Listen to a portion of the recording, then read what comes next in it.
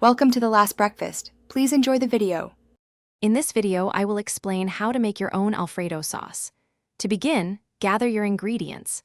You'll need about 1/2 cup of unsalted butter, 2 cloves of minced garlic, and 1 1/2 cups of rich, heavy cream. Don't forget 1 cup of freshly grated Parmesan cheese, plus a little salt and pepper to taste.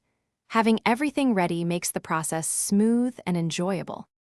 Let's get cooking. First, melt about 1/2 cup of unsalted butter in a medium saucepan over medium-low heat. Once the butter is fully melted, add your 2 minced garlic cloves. Sauté the garlic gently for about 1 minute, just until it becomes wonderfully fragrant. Be careful not to let it brown, as this can make it taste bitter. Now for the magic. Slowly pour in 1 1/2 cups of heavy cream, bringing it to a gentle simmer.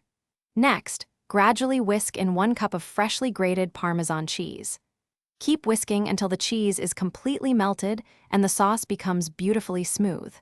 Continue to whisk for about 2 to 3 minutes. You'll notice it starts to thicken to that perfect creamy consistency. Almost done. Now it's time to season your delicious Alfredo sauce with salt and freshly ground black pepper to your liking. Give it a taste and adjust as needed. If the sauce seems a bit too thick, you can always add a splash of the pasta water to achieve your desired consistency.